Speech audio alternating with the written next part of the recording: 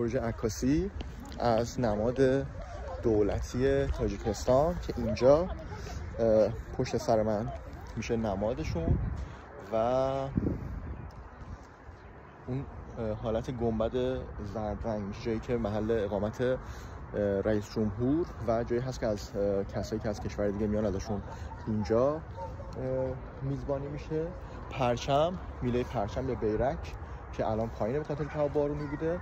پارلمان که اون ساختمون سفید رنگه و مجسمه سامانی اینجا و این که بهترین هوا هم که واسه عکاسی ساعته 5:06 که آفتاب یه حالتی که هم نور هست و هم این که خیلی تند و تیز نیست که بخواد عکس ضد نور در بیاد.